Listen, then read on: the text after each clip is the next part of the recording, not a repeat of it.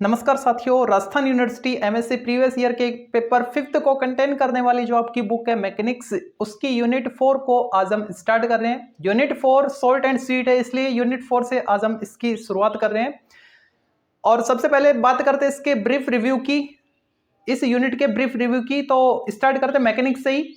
जो भी पार्टिकल्स हैं या जो भी बॉडीज हैं, उन पर फोर्स के इफेक्ट की स्टडी जिस साइंस के जिस ब्रांच में हम करते हैं उसको हम मैकेनिक्स बोलते हैं। साथ के साथ लिख देते हैं और क्लियर हो जाएगा। Branch of science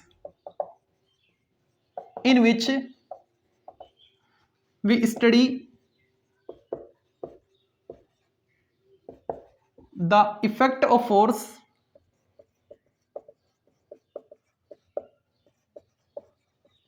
on the bodies और particles। बॉडीज या पार्टिकल्स जो भी हैं, उन पर फोर्स के इफेक्ट की स्टडी साइंस की जिस ब्रांच में करते हैं उस ब्रांच को हम उस ब्रांच को हम मैकेनिक्स बोलते हैं। अब वो जो बॉडीज हैं या फिर जो पार्टिकल्स हैं, वो या तो रेस्ट पोजीशन में होंगे या फिर मूविंग पोजीशन में होंगे। तो रेस्ट पोजीशन में है या मूविंग पोजीशन में, इस बेस पर इस मैकेनिक्स की दो ब्रांच बनाई गई है। अब वो दो ब्रांच कौन सी है मैकेनिक्स की? एक को तो बोलते हैं डायनेमिक्स, हिंदी में बोलते हैं इसको गतिकी, और एक दूसरी जो इसकी ब्रांच है वो है स्टैटिक्स, इसको हिंदी में बोलते हैं स्थितिकी या स्थिति विज्ञान। नाम से क्लियर हो गया होगा आपको। जो बॉडीज रेस्ट पोजीशन में स्थिर है, कांस्टेंट है, उनकी स्टडी हम किस में करेंगे? स्टैटिक्स में। और जो मूविंग पोजीशन में है उनकी जो स्टडी करेंगे वो किस में करेंगे? गति की जो अवस्था में उनकी स्टडी करेंगे डायनेमिक्स में। ठीक है, तो यहां पे मैं लिख देता हूं, इसमें किसकी स्टडी करेंगे? मूविंग बॉडीज, और इसमें रेस्ट बॉडीज। हमारे एमएससी में जो ब्रांच है ना वो ये वाली है। ठीक है, सिलेबस में हमारे ये है डायनेमिक्स। तो अब स्टार्ट करते हैं यूनिट 4 डायनेमिक्स, और डायनेमिक्स का मतलब मूविंग बॉडीज। ठीक है, तो हम स्टार्ट करेंगे मैटर से। मैटर की जो स्टेट है वहां से, वैसे तो आपको पता है कि जो मैटर है उसकी 3 स्टेट्स हैं, एक तो सॉलिड है, एक लिक्विड है और एक गैस है। सॉलिड जो है उसको हम सॉलिड के साथ रिजिड बॉडी भी बोल देते हैं, और जो बाकी के दो बच गए कौन कौन सी? एक तो लिक्विड और एक गैसेस, उनका दूसरा नाम है। ठीक है, और उनका नाम है या तो फ्लूइड या फिर हाइड्रो। तो पहले मैं इसको रफ करता हूं और आगे बढ़ते हैं। मैटर की जो स्टेट्स हैं वो आप अच्छे से जानते हैं। 3 स्टेट आपने पढ़ी हैं, एक तो सॉलिड, एक लिक्विड और एक गैस। तो सॉलिड स्टेट, जिसको हम दूसरा नाम इसका रिजिड बोल सकते हैं, रिजिड बॉडी या रिजिड स्टेट बोल सकते हैं। और यहाँ पे मैंने नाम लिख दिया फ्लूइड और हाइड्रो, या तो फ्लूइड या हाइड्रो, एक ही बात है। तो बाकी जो दो आपकी स्टेट्स बच गई, मतलब इस सॉलिड इसकी मैटर की क्या क्या, एक तो लिक्विड और एक गैस, वो दोनों इसी के अंतर्गत आएंगी। ठीक है, और ये होती क्या है ये आपको भी पता है। जैसे ये मार्कर है, ये सॉलिड है, कैसे कह सकते हैं? इसको मैं कहीं भी लेके जाऊं, इसकी वॉल्यूम और इसकी शेप चेंज नहीं होगी, इसलिए ये कैसा है? ये रिजिड बॉडी है या फिर सॉलिड बॉडी है। तो सॉलिड में क्या होता है? वॉल्यूम अनचेंज्ड, और जो इसकी शेप है वो भी चेंज नहीं होती है, अनचेंज्ड रहती है। ठीक है, और ये जो फ्लूइड है या फिर हाइड्रो है, इसमें भी सॉलिड की 2 स्टेट्स इंक्लूड है। कौन कौन सी? एक तो है लिक्विड्स और दूसरी कौन सी है? गैसेस। लिक्विड में क्या होता है? जैसे कि पानी, आप किसी भी सिलेंड्रिकल पॉट को लो, है ना, बेलनाकार बर्तन, उसमें वो पानी से भरा हुआ है, और उसका पानी आप मटके में रेता दो जो कि स्फेरिकल है, तो जितना पानी सिलेंड्रिकल पॉट में था उतना ही उस मटके में गया, मतलब उसकी क्वांटिटी कम या ज्यादा नहीं हुई, इसका मतलब उसकी वॉल्यूम तो सेम है। ठीक है, लेकिन शेप चेंज हो गई। कैसे? पहले वो किस शेप में था? सिलेंड्रिकल पोर्ट में था, तो उसकी शेप सिलेंड्रिकल थी। अब वो किस में चला गया? मटके में चला गया, यानी स्फेरिकल पोर्ट में चला गया। तो अब उसकी शेप कैसी होगी? उसके अकॉर्डिंग स्फेयर शेप में चेंज हो जाएगा वाटर। ठीक है, तो उसकी शेप चेंज हो रही है सिलेंडर टू स्फेयर, लेकिन वॉल्यूम अनचेंज्ड है। तो लिक्विड में आपको क्या याद रखना है कि उसकी जो वॉल्यूम है, ये याद रखने की वैसे कुछ है नहीं, लेकिन फिर भी बेसिक है इसलिए बताना पड़ रहा है। वॉल्यूम सेम रहेगी, मतलब अनचेंज्ड, और जो शेप है वो चेंज हो जाएगी। ठीक है, और गैस में ये दोनों चेंज हो जाती है, volume and shape are changeable. ठीक है, ये आपको याद रखना है। सॉलिड में वॉल्यूम और शेप कोई भी चेंज नहीं होता है, गैस में दोनों चेंज हो जाती है, और लिक्विड में वॉल्यूम अनचेंज रहेगी लेकिन शेप चेंज हो जाएगी। ठीक है, ओके। हमारी यूनिट 4 का टॉपिक फर्स्ट अब स्टार्ट होगा। इस टॉपिक से इनकंप्रेसिबल फ्लूइड, ये एक स्टेटमेंट है, मतलब डेफिनेशन है, इसको आप अच्छे से समझ लेना। डेफिनेशन नहीं पूछी जाएगी इनकंप्रेसिबल फ्लूइड की, लेकिन जो आगे हम डेरिवेशंस करेंगे ना, उनमें इसका काफी इंपॉर्टेंस रहेगा। ओके, तो हमारा टॉपिक है इनकंप्रेसिबल फ्लूइड। इनकंप्रेसिबल फ्लूइड क्या होता है? फ्लूइड, इसका मतलब फ्लूइड तो इन दोनों में से कोई एक होगा। ठीक है, अब इनमें से भी कौन सा होगा तो वो इसकी डेफिनेशन से पता लगेगा। डेफिनेशन क्या है इसकी? वो फ्लूइड जिस पर हम प्रेशर अप्लाई करें, जिस पर हम प्रेशर अप्लाई करें तो उसकी वॉल्यूम में कोई चेंजमेंट ना हो, वॉल्यूम चेंज ना हो। और वॉल्यूम चेंज किस में नहीं हो रही? लिक्विड में नहीं हो रही। फ्लूइड की बात कर रहा है, हो तो इसमें भी नहीं हो रही, लेकिन फ्लूइड की बात हो रही है ना। तो फ्लूइड में तो लिक्विड ही ऐसा है, ऐसी स्टेट है मैटर की जिसमें वॉल्यूम अनचेंज्ड रहती है। ठीक है, तो इसका एग्जांपल क्या हो गया? लिक्विड। किसका? इनकंप्रेसिबल फ्लूइड का। ठीक है, एक बार इसकी डेफिनेशन में लिख देता हूं, फिर इसको फिर से एक्सप्लेन करूंगा। ए फ्लूइड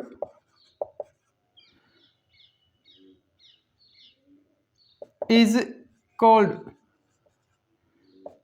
incompressible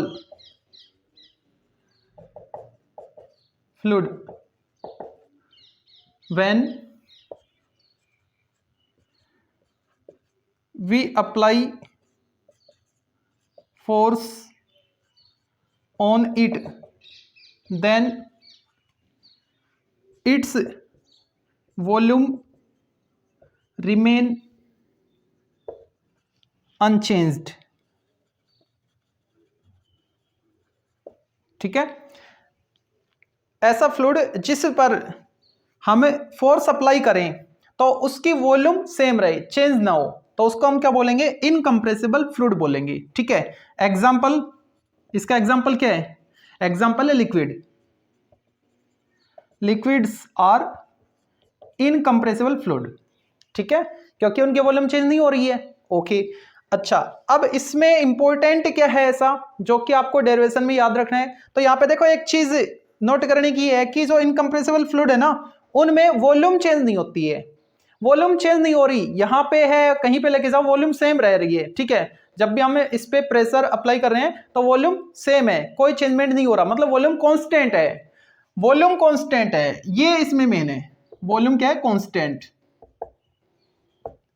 ठीक है, तो जब भी इनकंप्रेसिबल फ्लूइड की बात की जाए तो वहां पे वॉल्यूम कांस्टेंट, और वॉल्यूम कांस्टेंट होने की वजह से हम बोल सकते हैं जो इसकी डेंसिटी है वो भी कांस्टेंट रहेगी। डेंसिटी, घनत्व, जिसको हम रो से डिनोट करते हैं, होती क्या density? Mass upon volume. Mass क्या है? वो एक खुद कांस्टेंट क्वांटिटी है, और वॉल्यूम यहाँ पे कांस्टेंट आ चुकी है। दो कांस्टेंट क्वांटिटी का रेशियो क्या आएगा? वो भी एक कांस्टेंट आएगा। तो डेंसिटी क्या है? कांस्टेंट। ये ज्यादा इंपॉर्टेंट है, डेंसिटी वाला, ये आपको अच्छे से याद रखना है। किसके लिए? इनकंप्रेसिबल फ्लूइड के लिए। तो ध्यान रखना, जब भी जहां पे भी इनकंप्रेसिबल फ्लूइड की बात की जाए तो वहां पे डायरेक्ट हम लिखेंगे डेंसिटी रो इक्वल कांस्टेंट। क्यों? क्योंकि इनकंप्रेसिबल फ्लूइड में वॉल्यूम सेम रहती है, वॉल्यूम चेंज नहीं होती है। वॉल्यूम चेंज नहीं होती मतलब वॉल्यूम कांस्टेंट होती है। वॉल्यूम कांस्टेंट होने की वजह से जो डेंसिटी है वो भी क्या आएगी? कांस्टेंट आएगी। ठीक है, तो यहां से हमारा टॉपिक स्टार्ट हो चुका है यूनिट 4 का। अब हम आगे बढ़ते हैं मोशन ऑफ ए फ्लूइड। और जो मोशन ऑफ फ्लूइड है उसको हम दो अप्रोच से पढ़ेंगे या फिर दो मेथड से पढ़ेंगे, एक तो लाग्रांज मेथड और एक आयलर मेथड या फिर आयलर अप्रोच। तो इसको रफ करते हैं फिर उनको देखते हैं। फ्लूइड की मोशन की स्टडी हम जिस अप्रोच से करते हैं ना वो दो अप्रोच है, एक तो लाग्रांज अप्रोच या फिर लाग्रांज मेथड और दूसरी है आयलर अप्रोच या फिर आयलर मेथड। तो सबसे पहले देखते हैं लाग्रांज मेथड को। जैसे कि ये कोई भी एक फ्लूइड है जो कि मोशन में है, इस फ्लूइड का कोई भी हम एक पार्टिकल सेलेक्ट करते हैं। सपोज मैंने इनिशियल पोजीशन पे ले लिया पार्टिकल, वो है पी नोट और उसकी पोजीशन क्या है A, B, C। ठीक है, ये मैंने ले लिया। अब टी टाइम बाद मान लो ये जो पार्टिकल है ये यहां पे पहुंच गया P पे और उसकी पोजीशन अब क्या हो गई X, Y, Z T time बाद, है ना। तो ये जो पार्टिकल है ये P पॉइंट पे गया यानी इसकी मोशन हुई, तो इसकी मोशन की स्टडी जिस अप्रोच से हम करेंगे ना वो लाग्रांज अप्रोच है। ठीक है, इसमें क्या करते हैं हम कोई भी एक पार्टिकल सेलेक्ट करते हैं और उसकी मोशन की स्टडी करते हैं। किसकी? पार्टिकल की मोशन की स्टडी किसमें? लाग्रांज में। और जो आयलर अप्रोच है उसमें क्या करते हैं हम कोई भी एक पार्टिकल फिक्स कर देते हैं और इस पार्टिकल से फ्लूइड को जाने देते हैं। जैसे ही फ्लूइड इस पार्टिकल से पास होगा, ठीक है, तो उस टाइम इस फ्लूइड की जो वेलोसिटी होगी, जो एक्सेलरेशन होगी, जो भी इसका बिहेवियर होगा वो हम चेक करेंगे, जो भी इसका बिहेव होगा इसके रिस्पेक्ट में। ठीक है, तो उसकी स्टडी कर रहे हैं हम। किसकी? कौन जा रहा है? फ्लूइड जा रहा है ना। तो फ्लूइड की मोशन हो रही है जब इस पार्टिकल से वो पास हो रहे हैं। ठीक है, तो आयलर अप्रोच में हम क्या करते हैं किसी एक पार्टिकल को फिक्स करते हैं और उस फिक्स्ड पार्टिकल से हम फ्लूइड को जाने देते हैं और फ्लूइड की मोशन की स्टडी करते हैं हम। किसमें? आयलर अप्रोच में। ठीक है, इसमें लाग्रांज में क्या था हम कोई भी एक सेलेक्ट करते पार्टिकल इस फ्लूइड का, ठीक है, और उस फ्लूइड की फिर उस पार्टिकल की फिर हम मोशन की स्टडी करते हैं। फिर से सुन लो, कोई भी एक फ्लूइड था हमारे पास, ठीक है, उसकी मोशन हो रही थी, उसका हमने कोई भी एक पार्टिकल लिया, उस पार्टिकल की टी टाइम बाद, पहले जो इनिशियल पोजीशन थी ये थी, टी टाइम बाद मान लो ये हो गई है, तो इसकी मोशन की स्टडी किसकी? इस पार्टिकल की मोशन की स्टडी जिस अप्रोच से हम पढ़ेंगे वो है लाग्रांज अप्रोच। और आयलर अप्रोच में क्या था हम किसी एक पार्टिकल को फिक्स कर देते हैं और उस पार्टिकल से फ्लूइड को जाने देते हैं।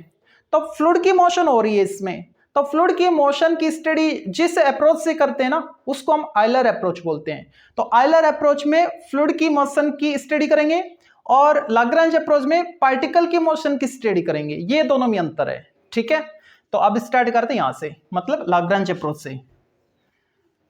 तो सबसे पहले तो इसमें स्टडी किसकी करेंगे वो चीज लिख देते हैं। इन दिस मेथड, यहां से लिख देता हूं, इन दिस मेथड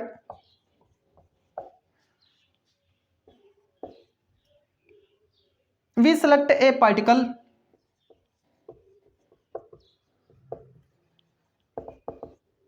of fluid। क्या क्या हमने एक पार्टिकल को सिलेक्ट किया and study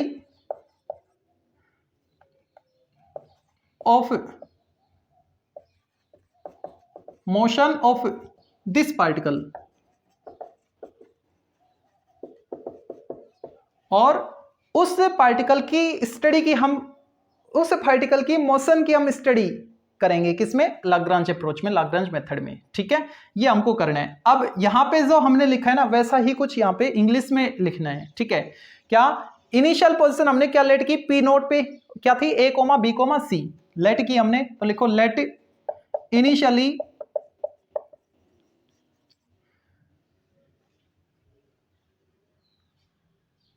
the position of particle is at P naught A, B, C। ठीक है, इनिशियल ये पोजीशन थी। आफ्टर टी टाइम या फिर आफ्टर टाइम टी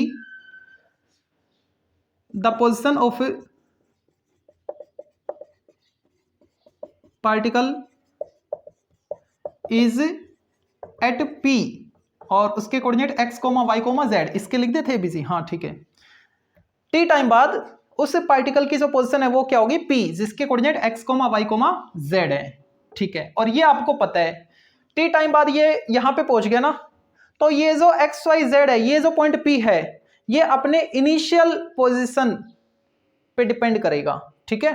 तो क्या लिखें, इनिशियल पोजीशन पे डिपेंड कर रहा है। इसका मतलब जो x है, जो y है, जो z है ना, ये a b c के फंक्शंस बनेंगे, ठीक है। देन द पोजीशन ऑफ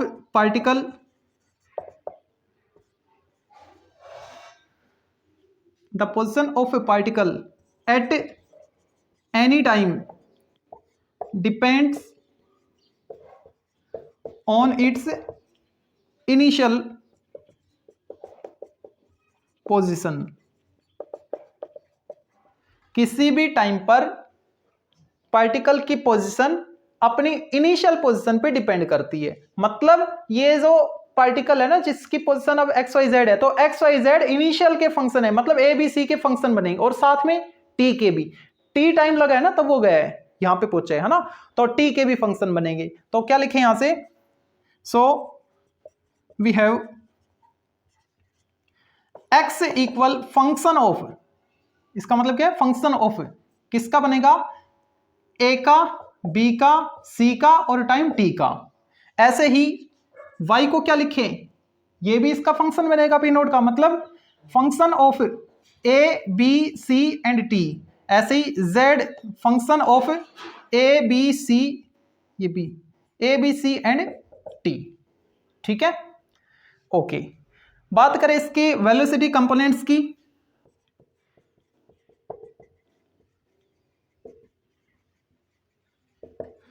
तो क्या क्या आएंगे, एक्स डायरेक्शन में क्या आएगा, वेलोसिटी होती क्या है, dx बाई dt लिखते हैं ना, लेकिन यहां पे एक्स डायरेक्शन की अगर मैं बात करूं तो ये जो x है, ये इन तीनों का चारों का फंक्शन है। किसी एक का फंक्शन होता तो d बाई dt करके लिख देते, लेकिन एक से ज्यादा का फंक्शन आ रहा है तो पार्शियल डेरिवेटिव में लिखेंगे, यानी del x by del T लिखेंगे, ठीक है। Del x by del T, ये किस डायरेक्शन में है, वेलोसिटी कंपोनेंट्स x डायरेक्शन में है। y डायरेक्शन में कंपोनेंट क्या आएगा वेलोसिटी का, del y upon del t. z direction में del z upon del t, ठीक है। वेलोसिटी कंपोनेंट्स हो गए। एक्सेलरेशन कंपोनेंट्स की बात करें तो, एंड एक्सेलरेशन कंपोनेंट्स वो क्या बनेंगे, एक्सेलरेशन क्या होता है, d2x अपॉन dt स्क्वायर, लेकिन यहां पे जो x है वो फंक्शन तो चारों का है, तो इसमें भी डेल आएगा। क्या क्या आएंगे, x डायरेक्शन के अलावा क्या लिखें, del 2x upon del t2, del 2y upon del t2, del 2z upon del t2। तो ये था हमारा लाग्रांज मेथड या फिर लाग्रांज अप्रोच, ठीक है, किसके लिए, मोशन ऑफ ए फ्लूइड के लिए। अब जो इसका दूसरा अप्रोच है आयलर अप्रोच, उसको देखते हैं। फ्लूइड की मोशन की स्टडी की दूसरी अप्रोच आयलर अप्रोच, इसको देखते हैं। तो आयलर अप्रोच में क्या होता है, कोई भी एक पॉइंट हम फिक्स कर देते हैं, सपोज ये पॉइंट मैंने फिक्स कर दिया, ठीक है, और इस पॉइंट से हम फ्लूइड को जाने देते हैं, और फिर हम इस फ्लूइड की मोशन की स्टडी करेंगे। ये होता है आयलर अप्रोच में, ठीक है। तो ये चीज यहां पे लिखते हैं, इन this method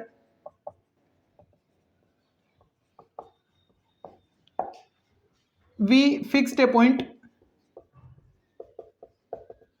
and study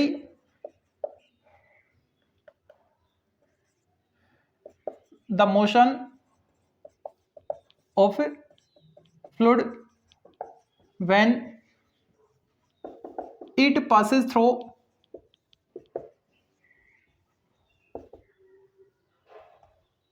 that point। क्या किया हमने, किसी एक पॉइंट को फिक्स कर दिया, इस पॉइंट से फ्लूइड को हम जाने देते हैं, तो उस केस में हम इस फ्लूइड की मोशन की स्टडी करेंगे, ठीक है। वही मैंने यहां पे लिखा है, in this method we fixed a point and study the motion of a fluid when it passes through, it मतलब ये फ्लूइड, जब ये फ्लूइड उस पॉइंट से पास होगा तो हम उसकी मोशन की स्टडी करेंगे, किस अप्रोच से करेंगे, आयलर अप्रोच से, आयलर मेथड से। ठीक है, ये जो फिक्स पॉइंट था इसको मैं मान लेता हूं पी पॉइंट है और इसकी पोजीशन x, y, z है। ठीक है, अब t टाइम बाद मान लो इसकी वेलोसिटी के जो कंपोनेंट्स हैं कहां, जो इसके कोऑर्डिनेट एक्सिस हैं उनके अलोंग क्या क्या है, x एक्सिस के अलोंग मान लो u, y के अलोंग v और स्मॉल v, और z के अलोंग w मान लिया मैंने। ठीक है, किसके कंपोनेंट्स, वेलोसिटी कंपोनेंट्स से। ओके, तो क्या लिखूं मैं, late p x y z be a fixed point, be a fixed point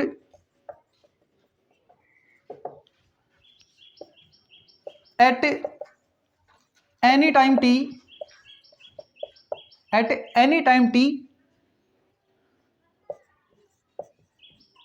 velocity components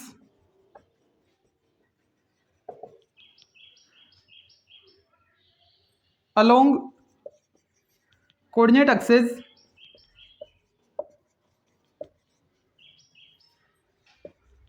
at point P are u, v, w, then क्या लिखा मैंने, इस फिक्स्ड पॉइंट को मैंने P बोल दिया जिसकी पोजीशन x y z है, x, y, z है। ठीक है, इस पॉइंट P पर वेलोसिटी कंपोनेंट्स कोऑर्डिनेट एक्सिस के अलोंग, मतलब x, y और z के अलोंग क्या क्या लेट कर लिए मैंने, u, v और w लेट कर लिए। ठीक है, देन तब u को हम क्या लिखेंगे, function of x, y, z, और ये जो कंपोनेंट्स लिए ये t टाइम पे लिए तो t का भी फंक्शन बनेंगे।